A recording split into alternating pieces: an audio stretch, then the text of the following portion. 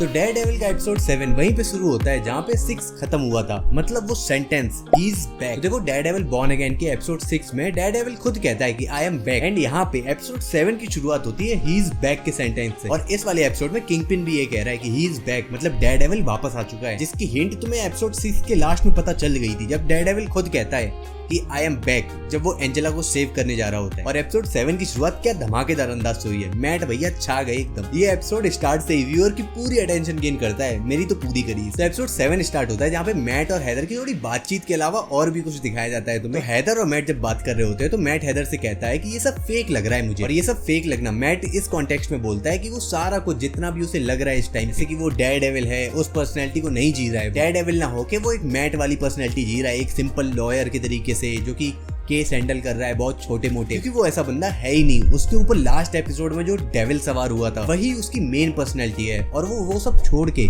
Simple mat वाली life जीने की कोशिश कर रहा है जो कि बिल्कुल फेक है उसके अकॉर्डिंग। मैट जब कह रहा है कि वो सब उसको फेक लग रहा है तो वो इस कॉन्टेक्स्ट में बोलने की कोशिश कर रहा है कि इस वजह से उसको सब कुछ फेक लग रहा है क्योंकि वो अपनी रियल पर्सनैलिटी शो नहीं कर पा रहा है। उसके बाद हमें बताया जाता है कैसे म्यूज ने करीब 60 लोगों को मार दिया है और 61वीं वो एंजेला होने वाली थी। वो तो शुक्र है डेयरडेविल का जो कि 61 होने से उसने बचा लिया उसको। और फिर आगे हमें बताया जाता है कैसे म्यूज फरार है इस टाइम पे। 6 एपिसोड में पिट पिटा के भाग गया था म्यूज, तब से वो फरार है, उसकी कोई खबर नहीं है अभी तक। अब यहाँ पे हमें फोकस शिफ्ट होता हुआ दिखता है किंगपिन के ऊपर, मतलब फिस्ट के ऊपर पूरा फोकस आ चुका है एपिसोड में। यहाँ पे फिस्ट हमें थोड़ा डरा हुआ दिखता है, कैसे वो डेयरडेविल से घबरा रहा है थोड़ा बहुत। अब वैसे तो भाई किंगपिन वाली पर्सनैलिटी उससे कतई नहीं डरती है डेयरडेविल, मगर उसको पता है कि मैट अगर डेयरडेविल बना है तो बहुत ही वर्स्ट से वर्स्ट कंडीशन होगी, तभी उसने ये चूज किया होगा डेयरडेविल बनना। तभी आगे हमें एपिसोड में म्यूज का वो सबवे के अंदर हाइड आउट दिखाया जाता है जहाँ पे उसने बहुत लोगों का खून निकाला था। यहीं पे हमें देखने को मिलता है कैसे कैसे पोस्टर उसने बना के रखे हैं, बहुत अलग अलग टाइप के लोगों के चेहरे बने हैं उसमें। एंड यहीं पे नोटिस होता है पनिशर का फेस जो कि हमें ब्लड से दिख रहा है। फिर आगे ही एपिसोड में एक सबसे बड़ा रिवील होता है पूरे सीजन का, जहाँ पे हैदर एक बेस्टियन नाम के बंदे से बात कर रही होती है। इसी बीच में हमें फोकस दो जगह पे शिफ्ट होता हुआ दिखता है। एक तरफ हैदर एक बेस्टियन नाम के बंदे से बात कर रही होती है जो कि हैदर से थेरेपी लेने आया हुआ होता है, जो कि पहले भी आ चुका होता है क्योंकि वो कहता है ना कि मुझे आपने ही सुधारा है, ऐसे आइडिया दिया है आपने, मतलब वो पहले भी आ चुका है हैदर के पास। एंड दूसरी तरफ होता है विल्सन जो कि उस डिटेक्टिव से बात कर रहा होता है जो कि म्यूज के वो हाइड आउट में गई थी इन्वेस्टिगेशन करने। यहाँ पे वो क्लू लेके आती है जो कि बताती है कि इस शहर में कुछ रेयर चीजें हैं जो कि सिर्फ 12 लोगों ने परचेस करी हैं, जिनमें से 11 लोगों को तो पता चल गया है, मगर एक बंदा है बेस्टियन जिसका भी पता नहीं चला है। पूरा शक बेस्टियन के ऊपर जाता है। एंड दूसरी तरफ हमें देखने को मिलता है बेस्टियन ही हैदर से बात कर रहा है, तो माहौल थोड़ा टेंस होने लगता है हैदर और बेस्टियन के बीच में। हैदर को थोड़ा थोड़ा एहसास होने लगता है ये बंदा वही तो नहीं है म्यूज, क्योंकि जब हैदर के सामने बेस्टियन बात कर रहा होता है हैदर से तो उसके नाक से खून निकलने लगता है। एंड हैदर उसे कहती है कि तुम नाक से खून पोंछ लो, मगर बेस्टियन अपने नाक के खून को निकाल के पेपर पे एक ड्राइंग बनाता है जो कि म्यूज का सिग्नेचर मार्क है। एंड वो होता है आंख से वो ब्लड निकलना, वही वो पेंटिंग बनाता है। तब हैदर का शक यकीन में बदल जाता है कि यही बंदा म्यूज है। एंड वो थोड़ा घबराना स्टार्ट कर देती है वहां से। और जब भी भाई मुझे कोई कैरेक्टर अच्छा लगने लगता है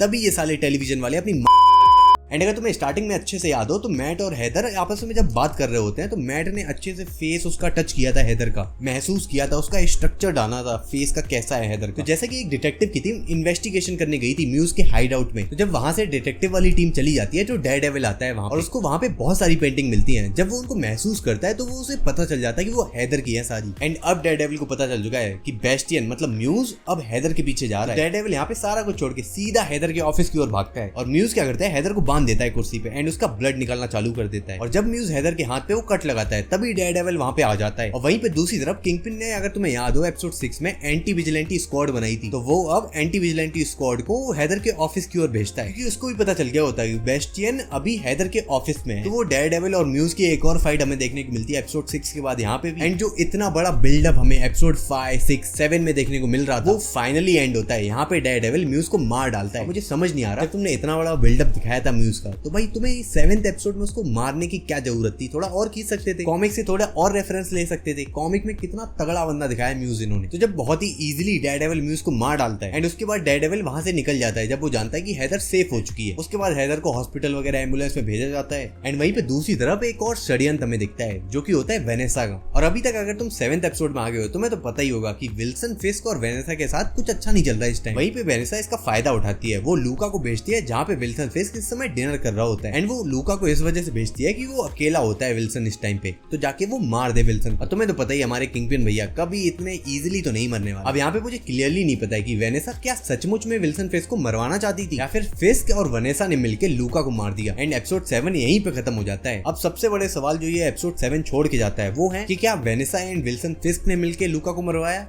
या फिर वेनेसा असली में मरवाना चाहती थी फिस्क को, और क्या हेदर को थोड़ा थोड़ा एहसास होने लग गया है कि मैट ही डेयरडेविल है। देखो अब जितने भी सारे सवाल हैं उन सारों के जवाब हमें आगे आने वाले 2 एपिसोड में मिलेंगे, क्योंकि 2 ही एपिसोड रह गए। टोटल 9 एपिसोड होने वाले, इसमें 7 आ चुके हैं, 2 और रह गए। तो एपिसोड 7 मुझे ऐसा लगा कि वो 6 वाली वाइब को कैरी करता हुआ चल रहा है एंड काफी अच्छा लगा मुझे। तुम्हें कैसा लगा एपिसोड 7 वो कमेंट में बताना। अगर वीडियो अच्छी लगी तो इसको लाइक करना, ज्यादा अच्छी लगी तो शेयर करना। अब हम लोग मिलेंगे एपिसोड 8 में।